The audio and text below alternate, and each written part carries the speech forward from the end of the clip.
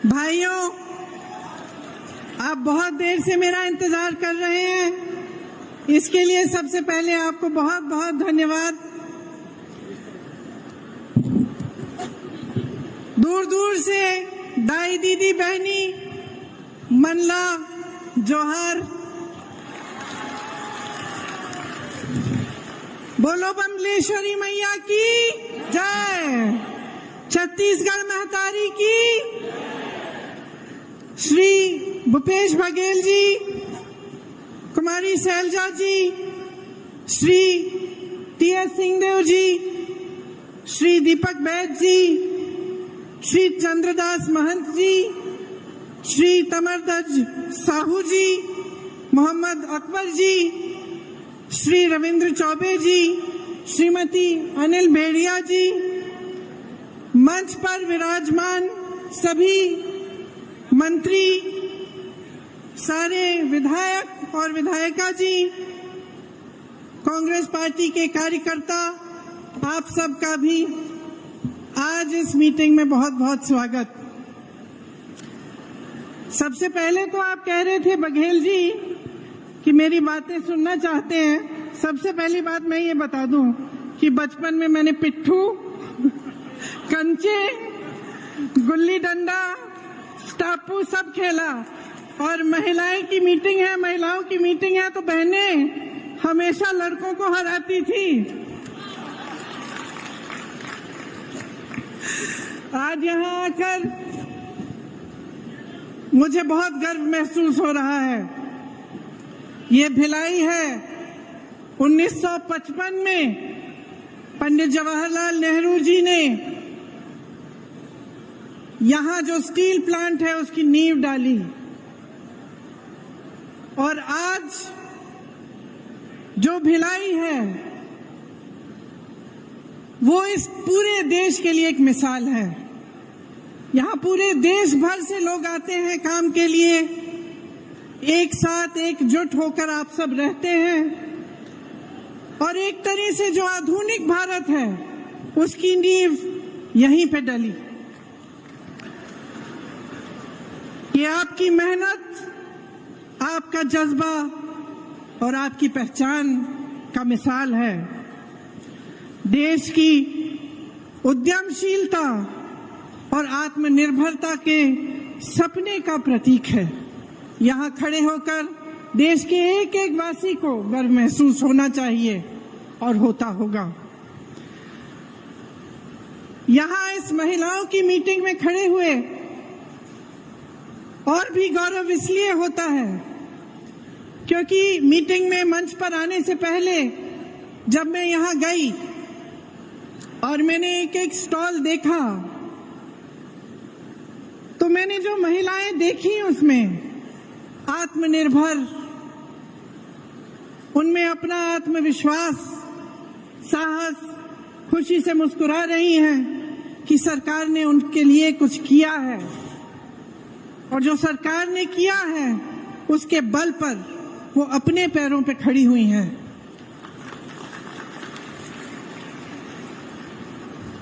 कई बहनों से मैंने पूछा कि इससे पहले क्या करती थी, तो कहा ये पहली बार हम रोजगार कर रहे हैं, पहली बार हम काम कर रहे हैं। मैंने कहा खुश हो? सबने कहा दीदी बहुत खुश हैं, हम अपने पैरों पर खड़े हो पा रहे हैं। एक नौजवान डॉक्टर हैं, गांव-गांव जाती हैं, दवाइयों का वितरण करती हैं। कुछ लड़कियां थी जो गोबर के साथ अन्य ऐसी चीजें बनाती हैं जिसके वो काम आती हैं, जो बेच सकते हैं उससे कमाती हैं। स्वयं सेवा समूह है, और आप यहाँ बैठी हैं, आप सबको मालूम है कि स्वयं सेवा समूह के साथ जुड़ने से कितनी अपनी तरक्की हो सकती है। इस सब से मुझे लगा कि छत्तीसगढ़ महतारी के एक हाथ में छत्तीसगढ़ी संस्कृति का कलश है, तो दूसरे हाथ में विज्ञान और तकनीक का ब्रह्मास्त्र भी है। देखिए, गर्व इसलिए होता है क्योंकि अगर आप भिलाई को लें या आप इस सारे कार्यों को लें जो छत्तीसगढ़ की आज सरकार कर रही है, तो ये एक अलग तरह की राजनीति का प्रतीक है। हमारी जो राजनीति है इस देश की, उसकी नींव स्वतंत्रता संग्राम में डली। पंडित जवाहरलाल नेहरू के साथ ऐसे महापुरुष थे जो आजादी के लिए लड़े, और उन्हीं के असूलों से, उस संग्राम के असूलों से ये देश बना। तो ये एक ऐसी राजनीति है जिसके नेता आगे भी देखते हैं भविष्य के लिए और साथ साथ वर्तमान को भी मजबूत बनाते हैं। मैंने खुद अपने अनुभव से ये देखा कि ये राजनीति क्या है। मैं आपको एक कहानी बताती हूँ, बहुत छोटी थी, 12-13 साल की होंगी। अनोखे लाल मेरे दोस्त अमेठी से आए हैं। अमेठी की एक बात है, मेरे पिताजी प्रधानमंत्री थे, उनके साथ मैं अमेठी के दौरे पे गई। आपको मालूम होगा वो उनका संसदीय क्षेत्र होता था। खुद जीप चलाते हुए वो गए, मैं उनके साथ साथ बैठी थी। हम एक गांव में पहुंचे। गांव में हम उतरे और सड़क पर चलकर कुछ लोगों से बातचीत करने लगे। अचानक एक महिला उठी, बहुत जोर जोर से डांटने लग गई मेरे पिताजी को। तो मैं खुद चौंक गई, क्योंकि पिताजी से तो थोड़ा सा डर तो बच्चों को होता ही है, लेकिन उसके ऊपर से वो प्रधानमंत्री थे और मैंने ऐसे नहीं देखा था कि कोई उनको ऐसा डांट सके।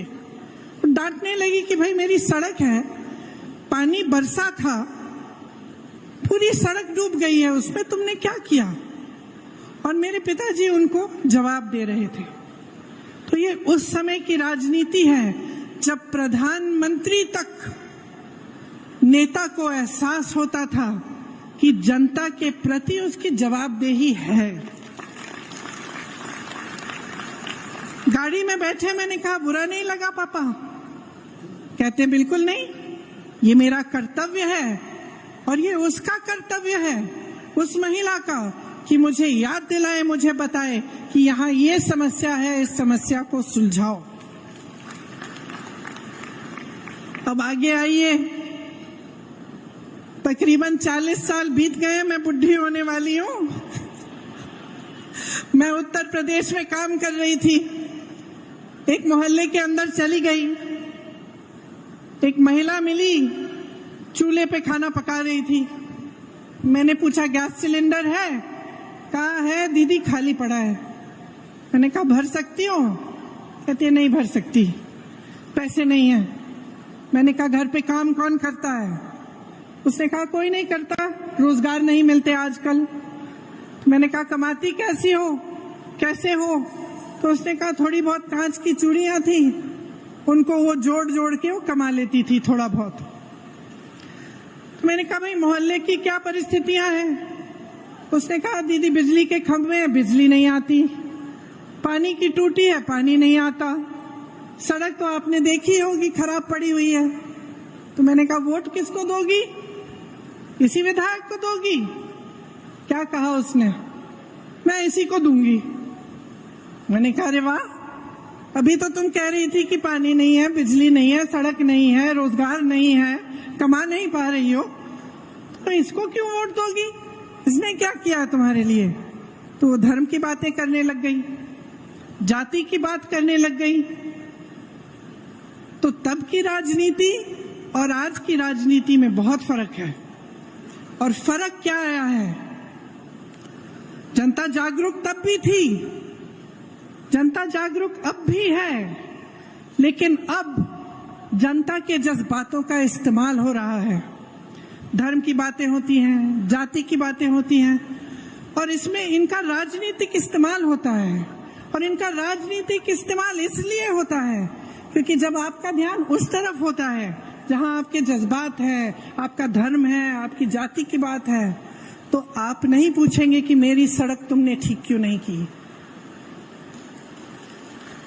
तो आप नहीं पूछेंगे कि मेरे लिए पानी क्यों नहीं आ रहा है, मेरी यहाँ टूटी में पानी क्यों नहीं आ रहा है, तो आप नहीं पूछेंगे कि मेरे पति के लिए, मेरे लिए आपने रोजगार क्यों नहीं दिलवाया?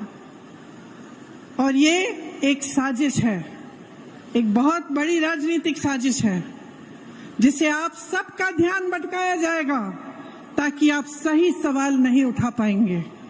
आज की राजनीति अफसोस की बात है, लेकिन यही राजनीति चल रही है।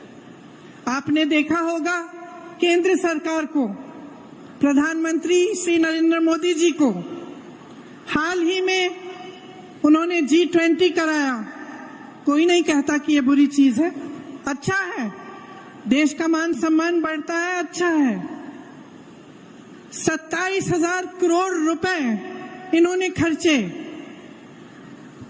यशोभूमि को बनाने में, 20,000 करोड़ रुपए इन्होंने खर्चे नए संसद भवन को बनाने में, 8,000 रुपए के ये हवाई जहाजों में उड़ के जाते हैं सिर्फ उनके लिए। 2 हवाई जहाज खरीदे हैं 8,000 करोड़ रुपए के।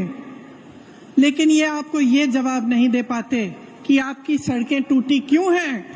ये आपको ये जवाब नहीं दे पाते कि आपके घर में रोजगार क्यों नहीं आ रहा है।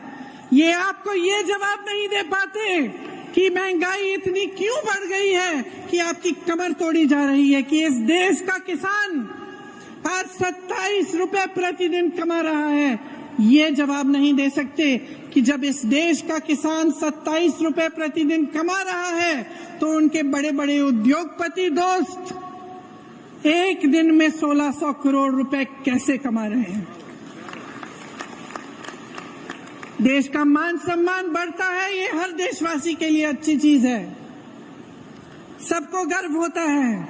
लेकिन इसका मतलब नहीं कि इस देश के गरीब, इस देश के मिडिल क्लास को भूल जाएं और ये भूल जाएं कि सत्ता उन्हें किसने दी और उनको कैसे मिली। आज छत्तीसगढ़ में एक ऐसी प्रदेश की सरकार है जो पुरानी वाली राजनीति के असूलों पर चल रही है। केंद्र की सरकार ने गरीबों और मिडिल क्लास से छीना है और छीन के अपने बड़े बड़े उद्योगपति मित्रों को सींचा है। छत्तीसगढ़ की इस प्रदेश सरकार ने एक एक पैसा आपके जेब में वापस डाला है।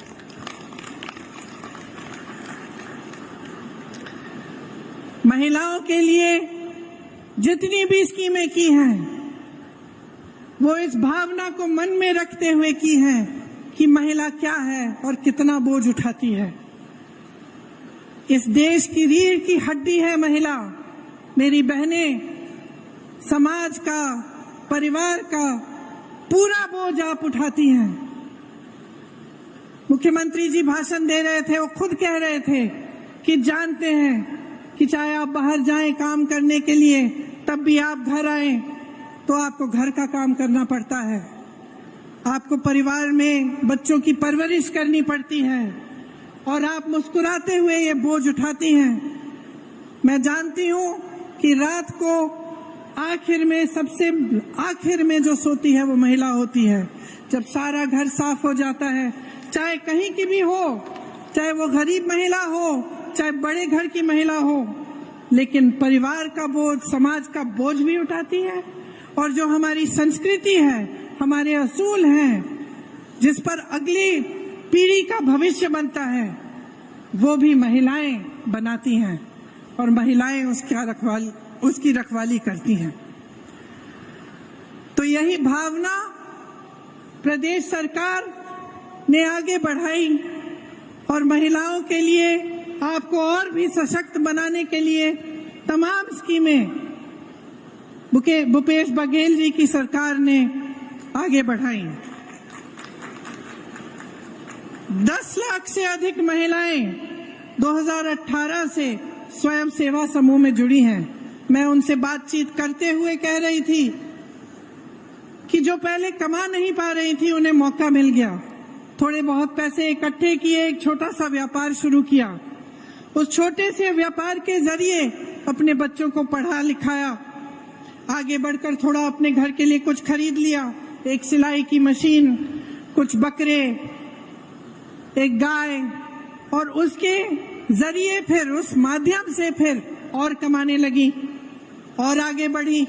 सरकार स्कीम लाई, उन स्कीमों के तहत और भी कमाई हुई, और मुस्कुराकर मुझे कह रही थी कि कुछ ऐसे स्वयं सेवा समूह हैं जिन्होंने हजारों लाखों रुपए कमा लिए हैं।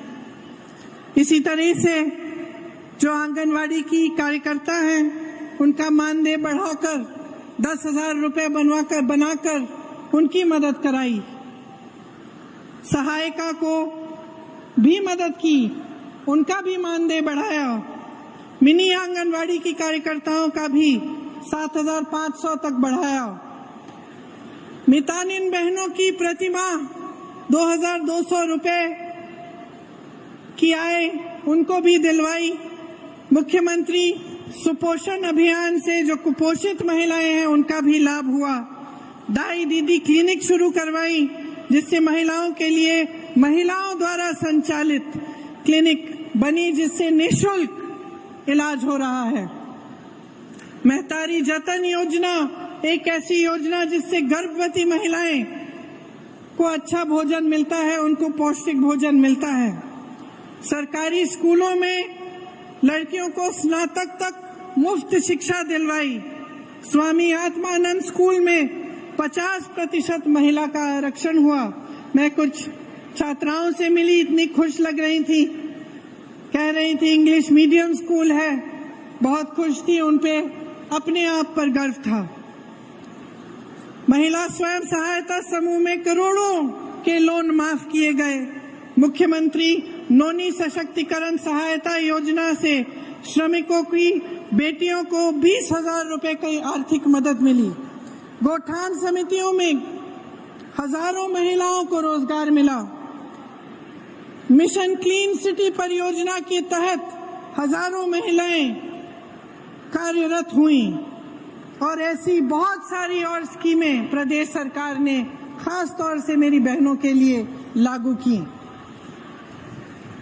ये सब इसलिए हो रहा है क्योंकि छत्तीसगढ़ की सरकार का आपके लिए एक विजन है,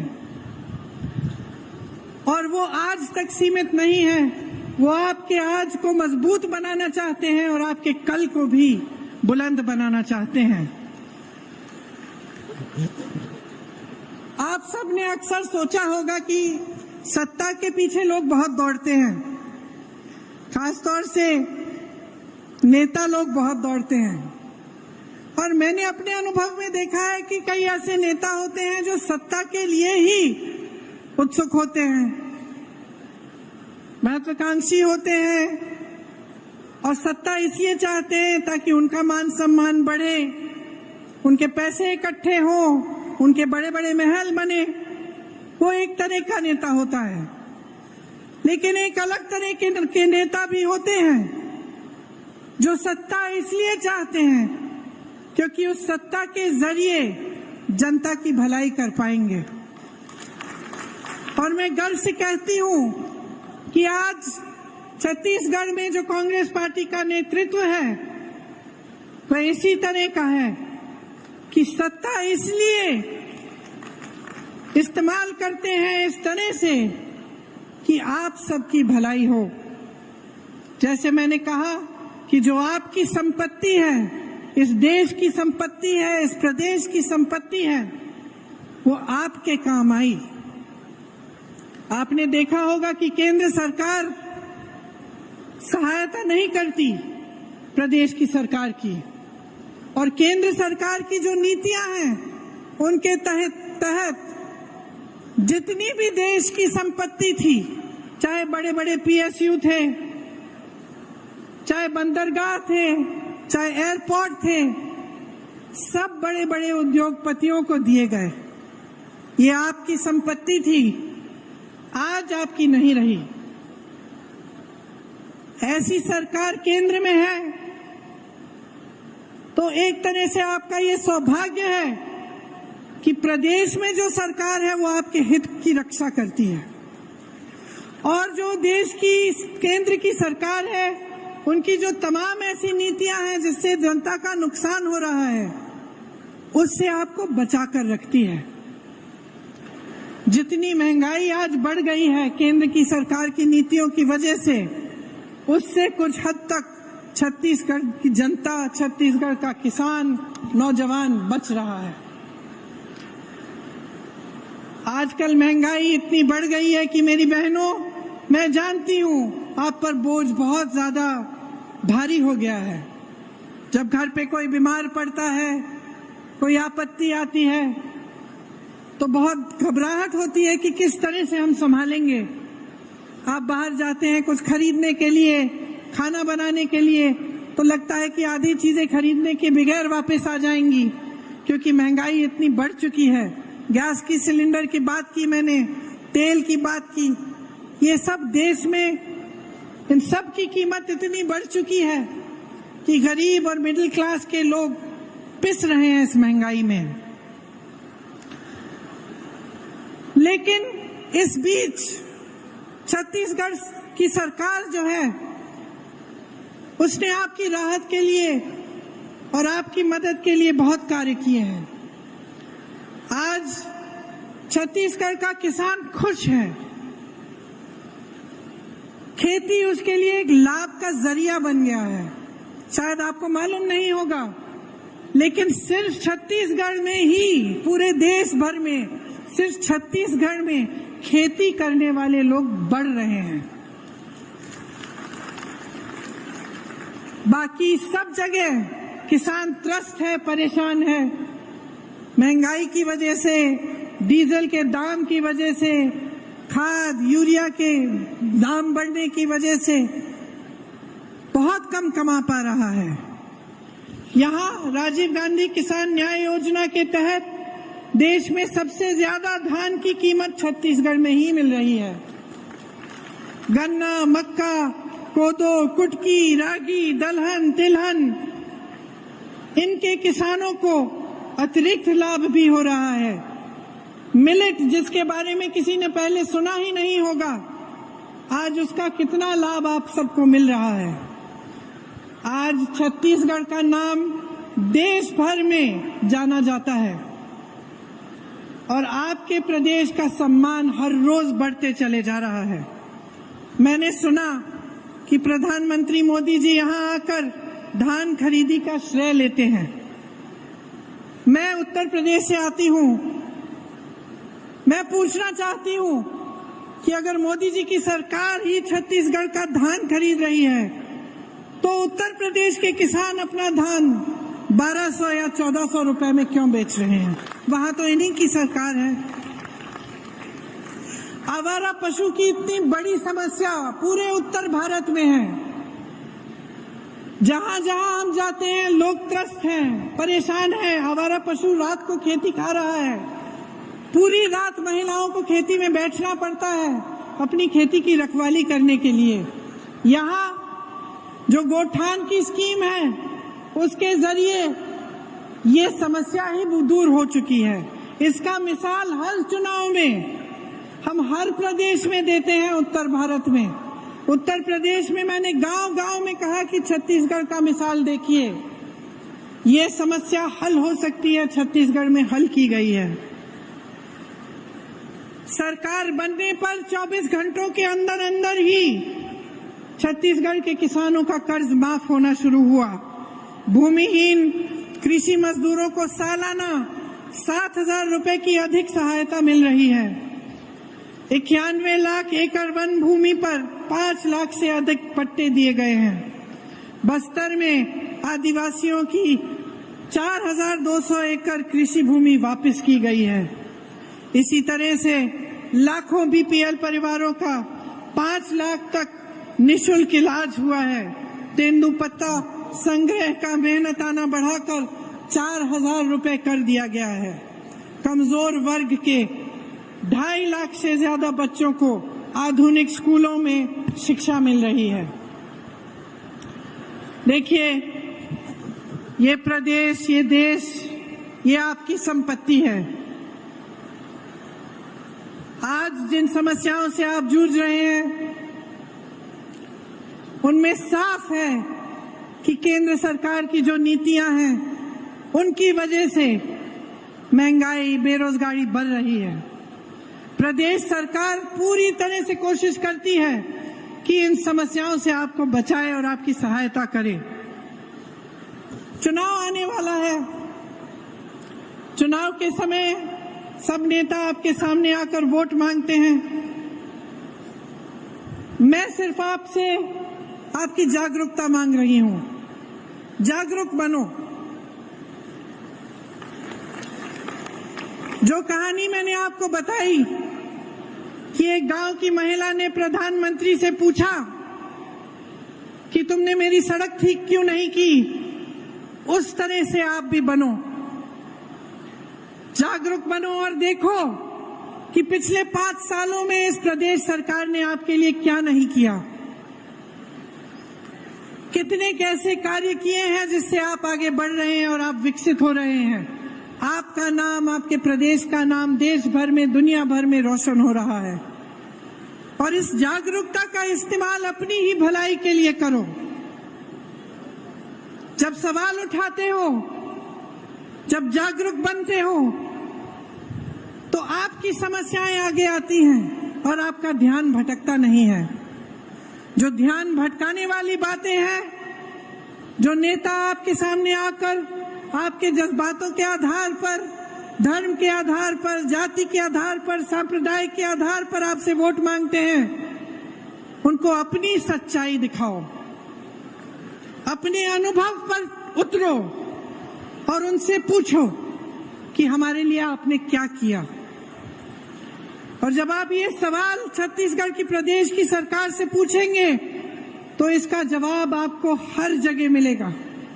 आपको उन महिलाओं से मिलेगा जो यहाँ पे स्टॉल्स में हैं, पाठशालाओं से मिलेगा, नौजवानों से मिलेगा और हर उस व्यक्ति से मिलेगा जिसके लिए इस प्रदेश की सरकार ने दिन रात एक करके काम किया है।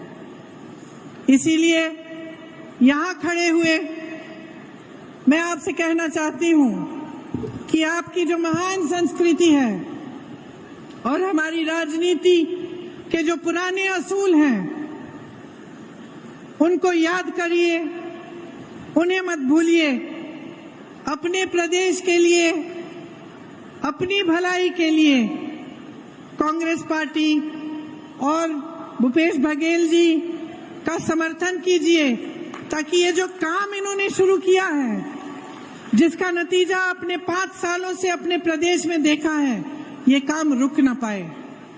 आप ऐसी पार्टी को वोट देंगे जो बार बार आपका ध्यान भटकाती है, तो सिर्फ इसी काम में वो मस्त रहेंगे, इसी में वो व्यस्त रहेंगे, लेकिन आपकी समस्याएं हल नहीं होंगी। आप सबको बहुत बहुत धन्यवाद। आपने बहुत ध्यान से मेरी बातें सुनी, इन्हें भूलिएगा मत और अपनी ही भलाई के लिए, अपने भविष्य को मजबूत बनाने के लिए अपना कीमती वोट दीजिए। बहुत बहुत धन्यवाद। जय हिंद।